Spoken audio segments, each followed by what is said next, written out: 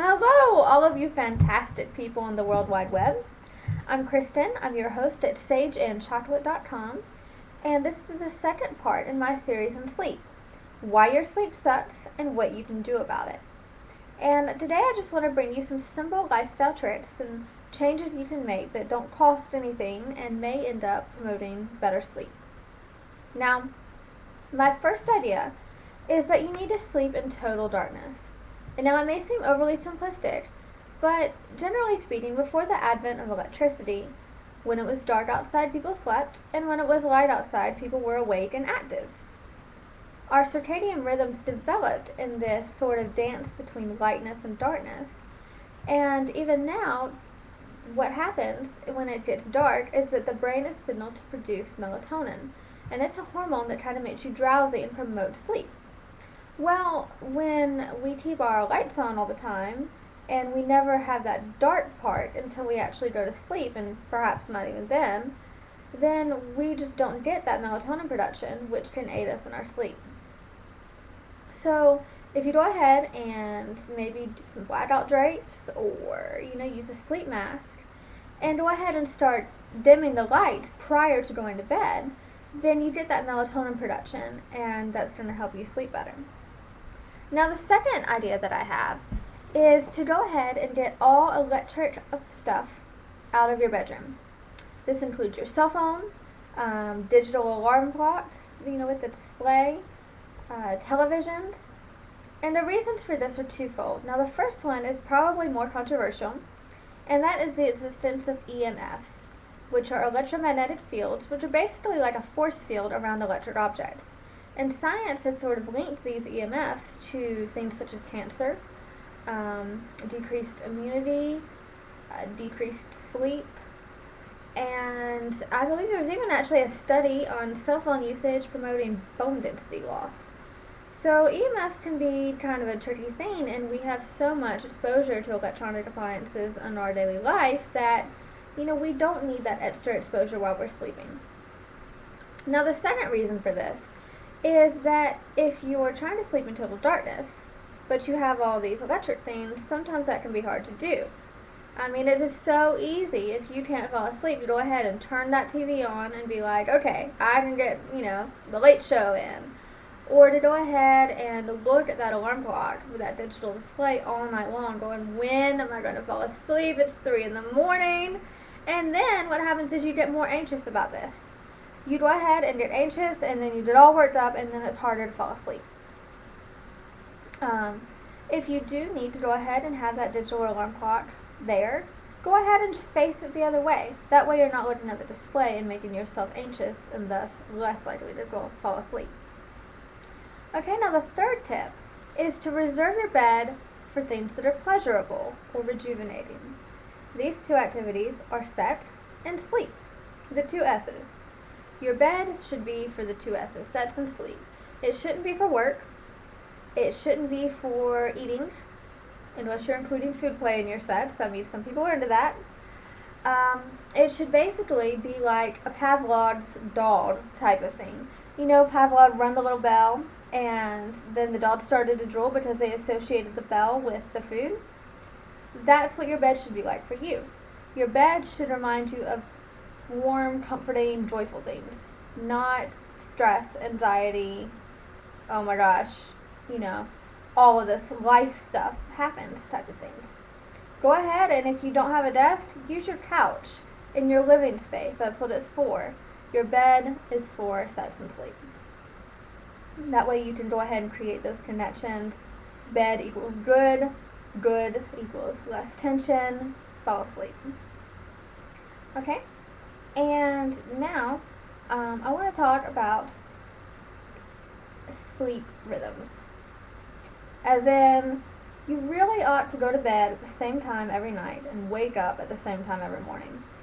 Now this does sort of cut into your weekend sleep-in time, but if you go ahead and get into a rhythm, I mean, as much as a rhythm as you can get into, depending on your job schedule, etc., then you're creating those habits. And habits are going to see you through in times of stress when it's harder for you to sleep. On the same line of habits it is good to go ahead and establish a routine before you go to bed. You know, say every night before you go to bed, you check that your doors are locked, you have a glass of warm milk, and you take a hot shower. You know, and then you get yourself tucked into bed. Well, those habits are going to see you through the stressful times, such as when you wake up and brush your teeth. You know, you've created that habit. Even when you're forgetful and stressed, you still brush your teeth. So the establishing a routine with a sleep habit is really going to help a lot. Okay? And I know that some people like to have a glass of wine or other alcohol before bed. You know, it does naturally make you drowsy. But, there's always a but on those sort of things.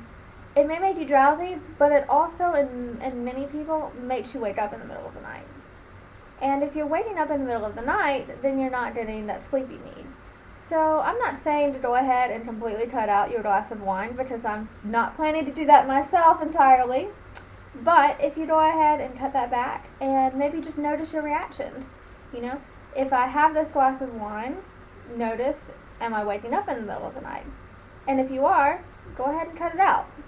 You know, and if you aren't, you know, is there a threshold, a limit that will do that? Just notice what your sleep is after certain different things, and go ahead and apply your own tips and tricks accordingly. Okay? Now, fluids, beverages in general, they are a subject of debate. Now, if you wake up because you have to pee, then don't drink so much before bed. And, you know, that kind of makes sense. If that's not a problem for you, then maybe, you know, drinking something like some warm milk and honey might actually help you get to sleep better. I was actually watching a movie the other day with Doris Day in it, and I've never heard of warm milk and butter. I should probably look that up. But Doris Day was talking about warm milk and butter to help her fall asleep. The movie was That Touch of Mink. I do recommend that, by the way. It was a good movie with Cary Grant. But yeah, if you wake up because you have to use the bathroom, then cut out fluids about 2 hours before you go to bed and see if that makes any difference.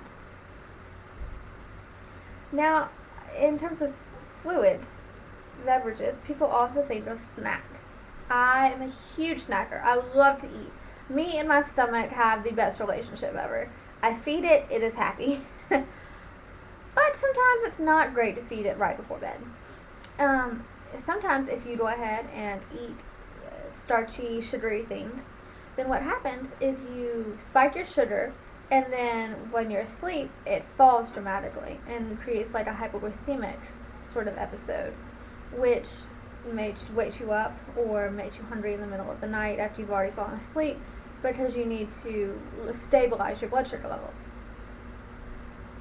Now, on the other hand, suppose that you are hypoglycemic, and you know you need to eat something before bed, or maybe you're just plain out hungry. In that case, the best thing to do is to have a small snack, but try to make it more of a protein, and then maybe like some fruit.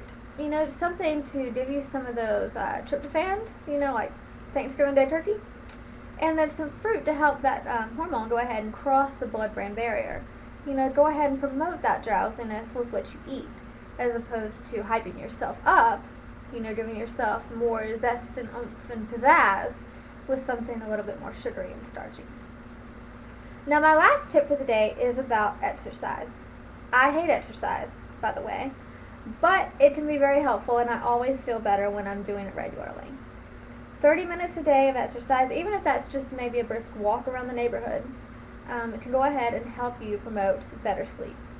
Now, the best time to do your exercise is actually in the morning. You don't want to exercise before you go to bed, because that actually energizes you, pumps you up, and makes you alert. And you don't want to be alert right before you're falling asleep. So the best time to go ahead and exercise is in the morning. That way you can get pumped up for the rest of the day, or maybe even, you know, in the middle of the afternoon, you know, but not in the evening, or depending on what your particular sleep schedule is, not in the few hours before you're going to bed. So that's it for today, folks. I hope y'all enjoyed it and are able to get some really nice sleep tonight. I'll see y'all next time. Bye-bye.